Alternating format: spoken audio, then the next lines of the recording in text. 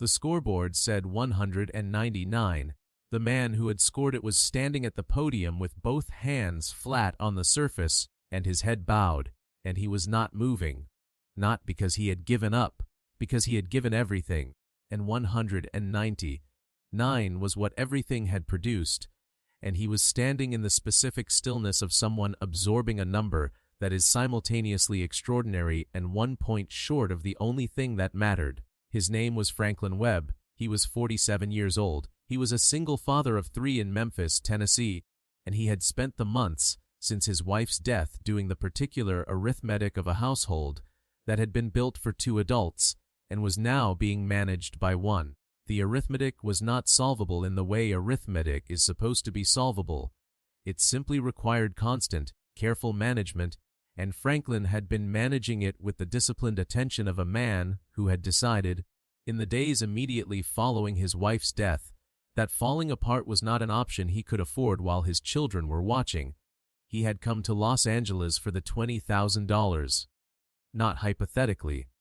Concretely, he had come with a specific list of what the money would address his youngest son's dental surgery, which the insurance had partially covered, and which the partial coverage had left a gap of $4,000, the winter heating bill that had arrived in February and that he had been carrying on a payment arrangement that added to each month's obligation, and a scholarship application fee for his oldest daughter that the school's financial aid office had confirmed was non-negotiable.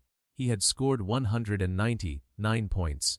His partner, his sister Lorraine, had gone first and scored 114. Franklin had needed 86 points across 5 fast money answers to win the $20,000. He had scored 85, 1 point. Steve Harvey looked at the scoreboard. Then he looked at Franklin. He held Franklin's gaze for a long moment. And then Steve Harvey did something that made the 200 people in that studio go absolutely silent. That made a production team with 16 seasons of institutional memory exchange glances across the booth, and that made a 47-year-old single father who had held himself together through 13 months of grief and arithmetic and managing his children's grief alongside his own simply stop being able to hold. He walked to Franklin Webb. He stood beside him. He put his hand on the man's shoulder, and he said, quietly, 6 words. Those 6 words are the reason you are watching this.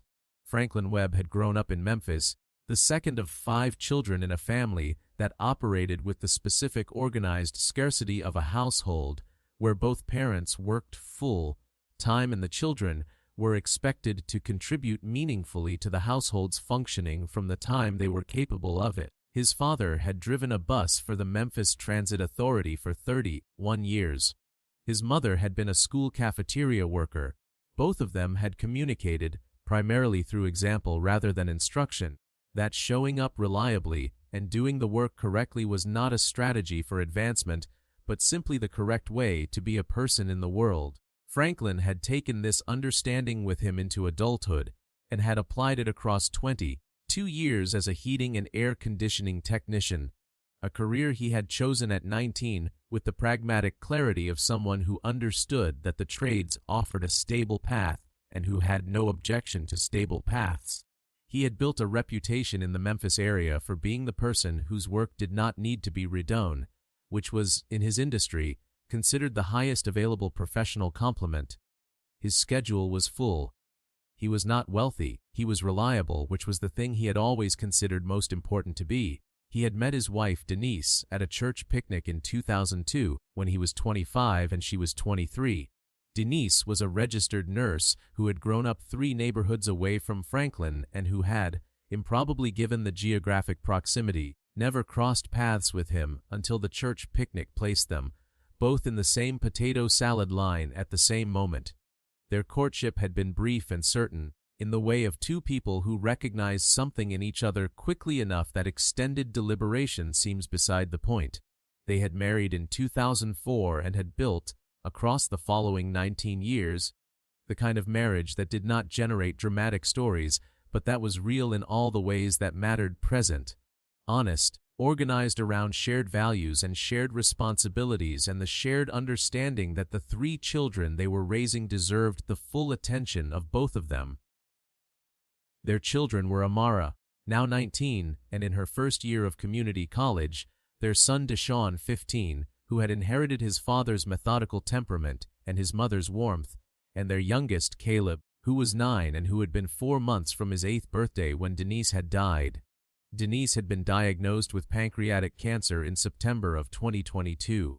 The diagnosis had come at a stage that the oncologist described with the careful honesty that the situation required the prognosis with treatment was not favorable, the timeline was uncertain, and the priority was making the available time as full and as present as possible.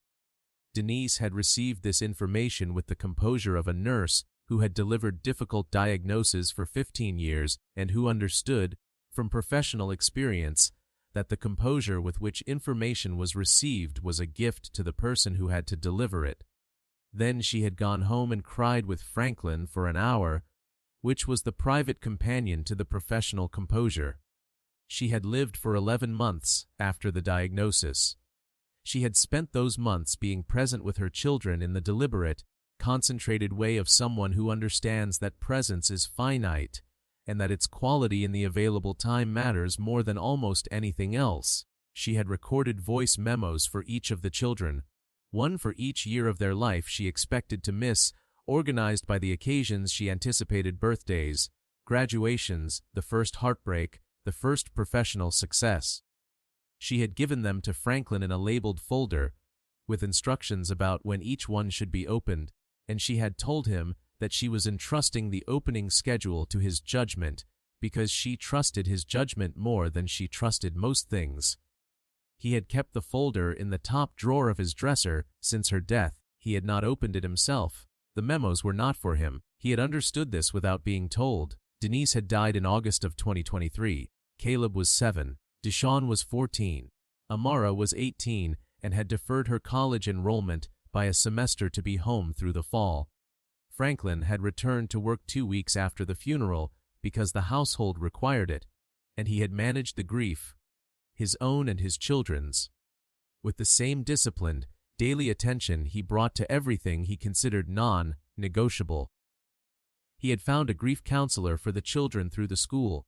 He had attended 3 sessions himself before the schedule made further attendance difficult to sustain. He had organized the household into a workable rhythm. He had kept the lights on and the refrigerator stocked and the school pickups on time. He had not been sleeping well. He had not told the children this. The Family Feud application had been submitted by his sister Lorraine in January, 4 months before the taping. Lorraine had been one of the primary sources of practical support in the months following Denise's death. The person who arrived without being asked and stayed until what needed to be done was done. And she had submitted the application with the same quiet competence that characterized everything she did on Franklin's behalf. She had told him about it after the confirmation arrived. Franklin had looked at the confirmation letter and said that they had better start preparing. Lorraine had said she had already started. They had prepared for 10 weeks. Franklin, Lorraine, their brother James, their cousin Denna, and Franklin's neighbor Marcus, who had become a reliable presence in the household since Denise's death, the kind of neighbor who appeared with food and did not require conversation, and who had been quietly indispensable in the way that good neighbors are indispensable during difficult years, had studied survey patterns and drilled categories every Sunday afternoon for 10 weeks, in Franklin's living room, with Caleb occasionally wandering in to offer answers that were both earnest and impressively wrong. Caleb had told his father, the morning of the taping, that he knew his dad was going to win because his mom had said so. Franklin had asked when his mom had said that. Caleb had said in one of his dreams. Franklin had held his youngest son for a long moment before he answered. Then he had said that Caleb's mom was usually right about things, and that they were going to do their best, and that was what she would have wanted regardless of how it went. He had driven to the airport thinking about that. The family they played against was the Osei family from Atlanta, a tight, knit group organized around 2 sisters and their respective partners, with one cousin who had driven 8 hours because, as she explained in her pre-game exchange with Steve Harvey, she had been waiting for someone in her family to get on this show for 22 2 years, and she was not going to miss it now. The OCs were excellent opponents, warm and competitive in equal proportion, and the main game between the two families had the quality of a genuinely close, well-played contest where neither side dominated, and the final margin was decided by the quality of execution rather than the quality of effort, which in both cases was high. Franklin played the main game with the composure that 10 weeks of preparation and 22 years of professional work had produced in him. He was present, he was precise, and he did not second-guess answers he had committed to, which was the most important discipline available to a contestant in a format where hesitation cost more than imprecision. The Webb family won by 8 points. Franklin received the margin with a nod that those around him recognized as his standard expression of having done the thing correctly. The fast money format placed Lorraine first and Franklin closing. This had been their prepared decision. Lorraine had the quicker instinct for common answers, the product of a career in customer service, where understanding what ordinary people wanted before they said so had been a daily professional requirement. Franklin had the deeper preparation, built across 10 weeks of systematic study, and the specific kind of knowledge that comes from a man who has spent 22 years in other people's homes, hearing across that work a broad and practical sample of how ordinary Americans thought about their lives. Lorraine's 20 seconds began. Name something you do with your hands when you are anxious. Lorraine said, ring them. Number 2 answer 20, 9 points. Name a reason a child might cry at school. Lorraine said, missed their parent. Number 1 answer 40, 4 points. Name something people save up for years to buy. Lorraine said, a house. Number 1 answer 40, 8 points. Name something that is hard to do alone. Lorraine said, raise kids. Number 2 answer 31 points. Name something you do every morning out of habit. Lorraine said, make coffee. Number 3 answer 18 points. The buzzer sounded. Lorraine's total 170 points. The audience applauded with the warm urgency of people who understand the arithmetic. 170 points was an exceptional score. Franklin needed only 30 points across 5 answers. 30 points from 5 questions, none repeating Lorraine's, was a comfortable margin by any measure. The room was optimistic in the way that rooms are optimistic when the mathematics looks manageable. Steve Harvey clapped twice. 170 points. Ladies and gentlemen, Lorraine Webb, you are a serious person. He turned to Franklin. You need 30 points. Go get them. Franklin stepped to the podium. He had been watching Lorraine's round with the same quality of attention he brought to technical assessments on job sites, tracking which variables had been used and organizing the alternatives with the efficiency of someone whose thinking had been trained toward structured problem solving. He adjusted his jacket. He placed his hands on the podium surface. He looked at the clock operator and nodded. His 20 seconds began. Name something you do with your hands when you are anxious. He could not say ring them. He said, tap. Number 4 answer 8 points. Name a reason a child might cry at school. He could not say miss their parent. He said, hurt themselves. Number 3 answer 14 points. They had cleared 30 already. The audience began to react. Franklin did not react. He completed his remaining 3 answers with the focused discipline of someone who has been told not to stop working until the job is finished. Name something people save up for years to buy. He could not say a house. He said, a car. Number 3 answer 19 points. Name something that is hard to do alone. He could not say raise kids. He said, make a big decision. Number 4 answer 9 points. Name something you do every morning out of habit. He could not say make coffee. He said, check your phone. Number 2 answer 35 points. The buzzer sounded. Franklin's total 85 points. Combined total, 255 points. They had won. The studio erupted. The Webb family came together. James lifted his arms. Dina was crying. Marcus, who had driven to Los Angeles because Franklin had asked him and had not hesitated, was on his feet with both hands in the air. Franklin stood at the podium and did not move. He had heard the number. He understood the number. 250. 5 points meant $20,000. He knew this. He was a man who had been doing arithmetic continuously for 13 months, and he knew this number immediately. What he was not ready for was the wave of it, not the money. He had been prepared for the money because he had been tracking what it would mean for months. The wave was something else, the specific, concentrated release of everything he had been holding since August of last year. The heating bills and the scholarship fees and Caleb's dental surgery and the grief counselor he had attended 3 times and the folder in the top drawer of his dresser and the voice memos that were not for him. The 10 weeks of Sunday preparation sessions and Caleb wandering in with wrong answers and Lorraine showing up without being asked. The 8 days to the airport thinking about what Caleb had said. All of it arrived in the room at the same moment. And Franklin Webb, who had been holding all of it continuously for 13 months, found that it was no longer something he was holding. The wind had released it. He did not know how to stand up under the release. He bowed his head. He put his hands flat on the podium. He was very still. Steve Harvey had been watching him since the buzzer. He crossed the stage with the purposefulness of someone who has already decided what needs to happen. He came to Franklin's side. He stood beside him, at the same level, and he put his hand on Franklin's shoulder, and then he said 6 words.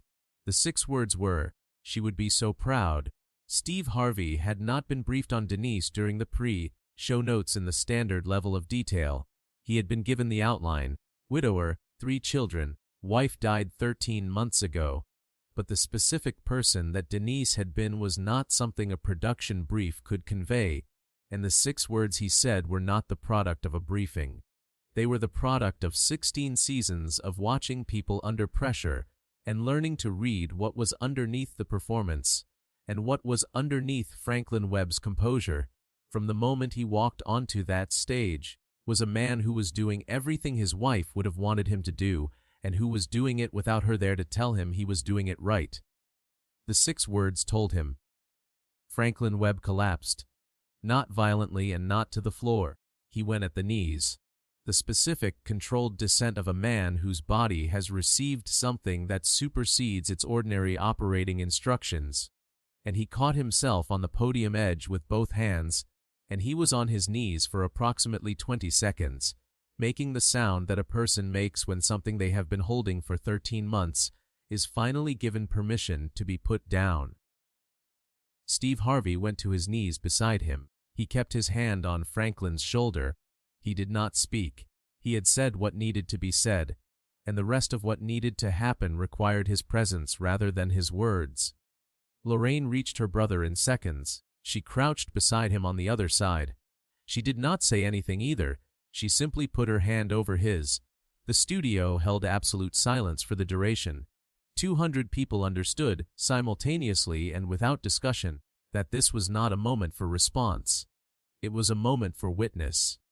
When Franklin steadied himself and rose, when the 20 seconds had run their course, and whatever needed to happen had happened, Steve Harvey rose beside him. He did not immediately address the room. He gave Franklin the time to return fully to the surface of it. Then he spoke. "Tell me about Denise," he said. Franklin looked at him. Then he told him. He told him about the potato salad line in 2002. He told him about 19 years of building something together. He told him about the voice memos in the folder in the dresser drawer, the labels she had written, the instructions she had given him about the opening schedule. He told him that Caleb had said his mom had told him in a dream that his dad was going to win, and that he had held his son for a long moment before he answered, and that he had driven to the airport thinking about it. The studio listened with the attentiveness of people who have been given access to something private and who understand the responsibility that access carries. "Caleb is 9, Steve Harvey said. "Caleb is 9, Franklin confirmed. "What does he need most right now?" Franklin was quiet for a moment. "All of it," he said. "He needs all of it.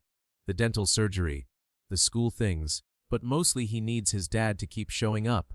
He paused. "The rest I can figure out. That part I cannot make easier than it is. I just have to be there every day." Steve Harvey turned to the audience. "I want to say something about what I have just witnessed," he said. "I have been doing this show for 16 years.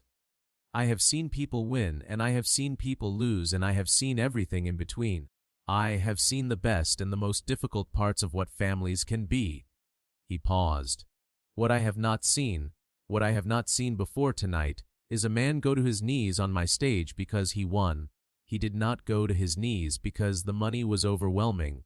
He went to his knees because hearing that his wife would be proud of him was the thing he had been needing to hear for 13 months, and nobody had been able to say it until now.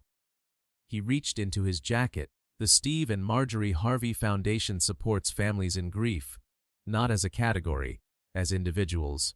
As this specific man, who came here from Memphis with a list of what the money would fix, and who found out in this room that the thing he needed most was not on the list because you cannot put it on a list. He produced an envelope.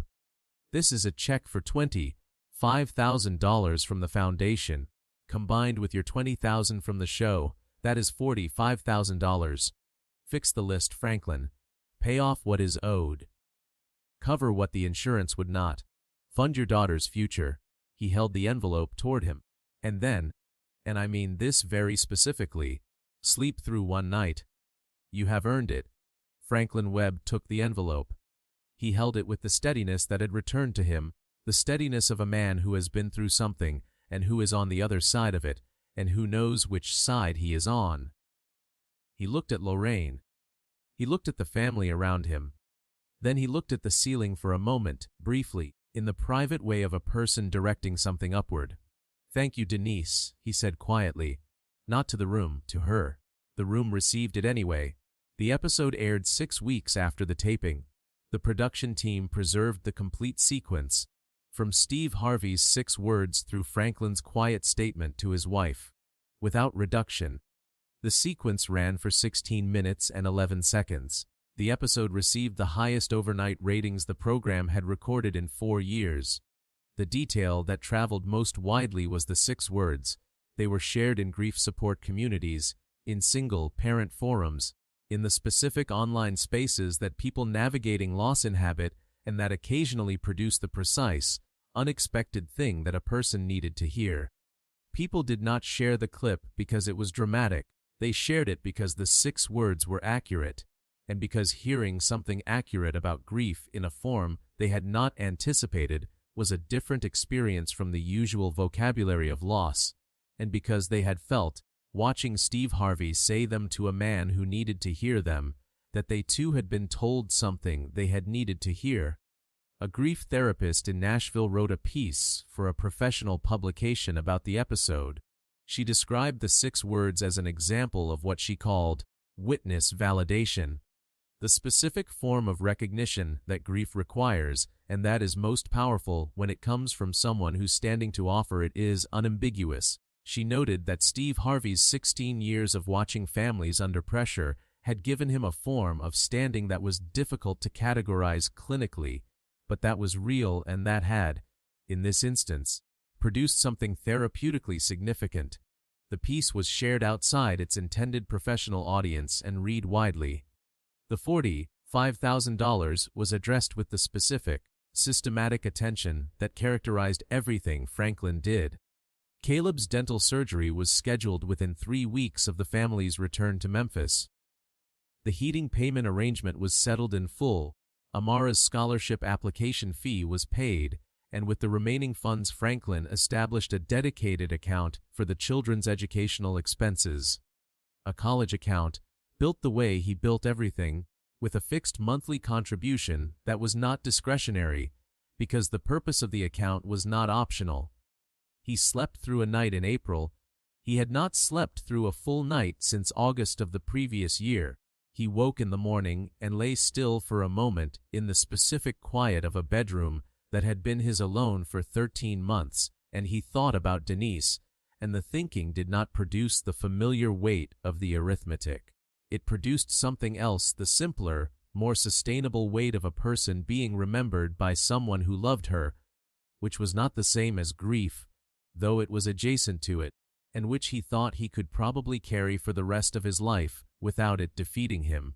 He opened the first voice memo 2 weeks after the taping. It was the one Denise had recorded for Caleb's 8th birthday. a birthday she had known she would not be present for. He had sat with Caleb on the couch, and they had listened together. Caleb had been very still during the recording and had cried for about 4 minutes afterward, and then he had asked if they could listen again, and they had listened again. And then Caleb had said that his mom's voice sounded the same as he remembered, which Franklin had found both painful and exactly right, because it did sound the same, and the sameness was the point, and Denise had understood that. After that, Franklin had opened one more. He had told himself he would not, but he opened it anyway, because the folder in the drawer was for the children, and he had honored that, and now he needed something too. It was not labeled for any occasion. It was labeled, for Franklin, when you need it. He had not known that one existed. He did not say what it contained. He has not said what it contained to anyone, including Lorraine.